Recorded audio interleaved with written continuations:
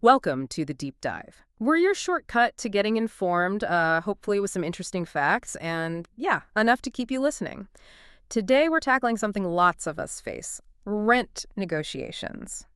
Mastering that conversation. You know that feeling. You get the lease renewal, your stomach does that little flip, and you wonder, is there any wiggle room here? Any chance? Well, our mission today is to help you turn that slightly anxious moment into a really confident chat. We're digging into a source called Mastering Rent Negotiations, a tenant's guide. It's got this great role play in it. Tenant, landlord, the whole thing. We're pulling out the persuasive language, the keywords, the techniques that actually work. So by the end, you should feel way more ready to maybe get a better deal. Yeah, and then what's great is how practical this is. Yeah. I mean, it's not abstract theory, right? This is a situation so many renters find themselves in. It's really quite crucial. The guy gives examples in, fluent English for these talks, but honestly, the core ideas, how to ask for things politely, professionally, that works anyway. You'd be surprised how much difference that strategic communication makes. Okay, so let's picture this scene from the guide. You've got Sarah. She's a tenant, been in her place 2 years, likes it. She wants to stay, renew the lease, but she's kind of hoping to nudge the rent down a bit, or maybe get better terms somehow. And then there's Mr. Kapoor, the landlord. The guide says he's open to talking, which is key, but, he's also got his bottom line. Needs to protect his income. It's that classic balancing act. Right. It feels very real, that scenario, and it really underlines that a good negotiation isn't like win-lose. It's trying to find that middle ground where both people feel okay, a respectful compromise. And the source really hammers this point.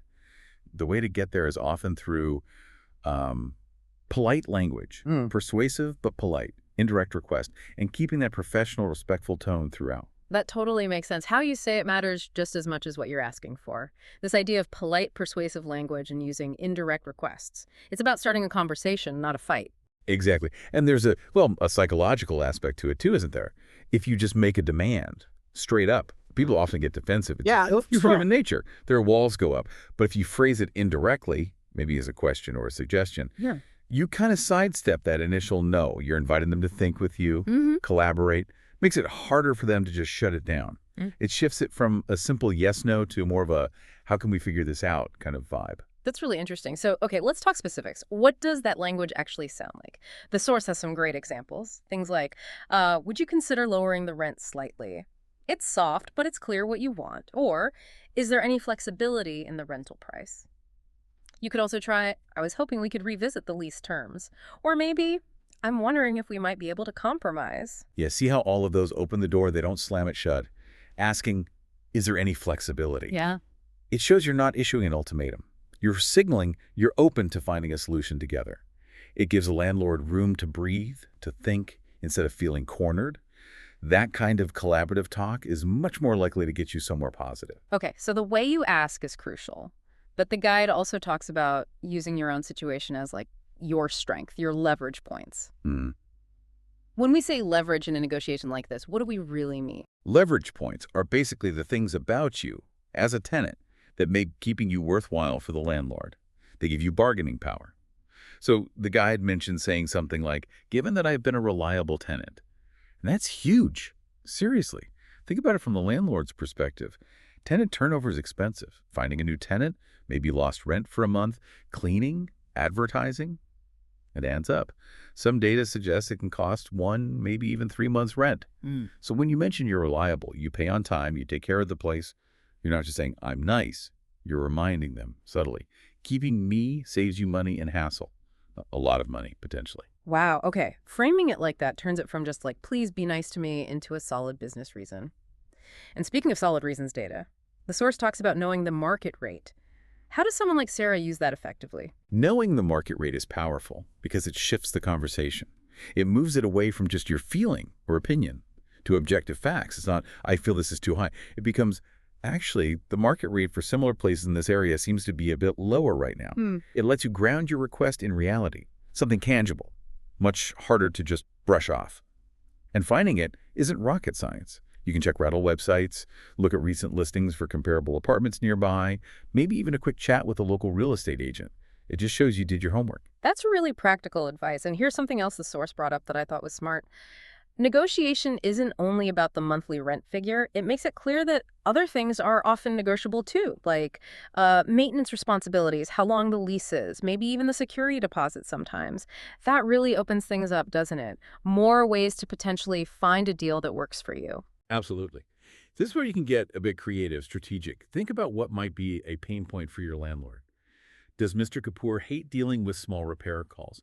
Is long-term stability really important to him?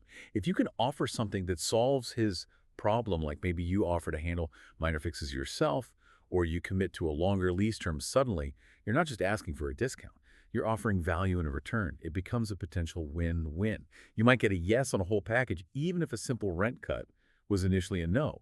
It's about finding that mutual benefit, looking beyond just that one rent number. Right. So instead of just, can I have lower rent?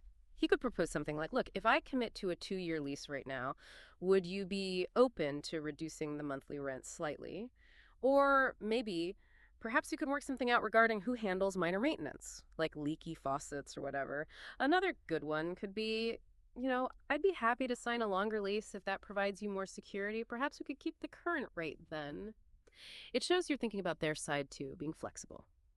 Okay, and to make all this sound convincing, sounding like you know what you're talking about helps. Using the right words. The guide lists some key vocabulary, stuff you should probably know. Things like lease renewal, obviously, rental agreement, security deposit, utilities included, always good to clarify that one. Market rate, which we discussed. Property maintenance, rent hike, tenant history, and knowing the difference between, say, a fixed term lease versus month to month, or whether a place is furnished or unfurnished, it all adds up. Totally. I mean, think about it. How confident can you really be negotiating the terms of an agreement if you don't sort of speak the language of that agreement? Using these terms correctly just helps you come across as clear, informed, and serious. It signals to the landlord, okay, this person has done their research. They respect that this is a professional discussion. It adds weight to your points. So let's put it all together. The source lays out a kind of ideal flow for this negotiation conversation. How should it ideally go? Step 1. Sarah, the tenant, starts off positive, expresses appreciation for the apartment, builds that goodwill. Then she gently brings up the rent increase or the renewal terms. Maybe something like, I really enjoy living here. I'd love to stay discreet. I just wanted to chat about the updated terms for the renewal. Very smooth. Okay, then step 2. Mr. Kapoor, the landlord, probably explains why the rent is going up, market changes, costs, whatever. But importantly, he actually listens to Sarah's points, her research on market rates. Right. The listening part is key for both sides. Then step 3. Sarah offers those alternatives we talked about. Maybe the longer lease commitment, maybe taking on minor repairs, showing flexibility. And finally, step 4. Because they've kept it calm, respectful, focused on solutions, they managed to find a compromise, something both can live with. Yeah, that flow really underscores the importance of keeping your cool, staying respectful, being clear. The whole point is that it's structured as a conversation aiming for a solution, not a battle, not a confrontation where someone has to lose. If you approach it with that mindset, finding a mutual win, you massively boost your chances of a good outcome. And just as importantly, you keep that landlord-tenant relationship positive. Okay, so let's recap the big takeaways for you listening. We've talked about the real power of using polite, persuasive language, those indirect questions. We've seen the value of knowing your leverage, right? Like being a reliable tenant and how that translates into actual savings for the landlord. Your value. And the importance of being willing to think beyond just the rent number, exploring other terms, being flexible. So maybe a final thought to leave you with. What does this all mean for you? Next time you're looking at a rent increase notice, or honestly, any kind of negotiation, buying a car, maybe even sorting out a phone plan, just pause and consider. How could these small shifts in your language, in your preparation, in your whole approach, how could they potentially change the entire dynamic? You might just find you can open doors, create possibilities you didn't even think were there, just by starting the conversation a little differently.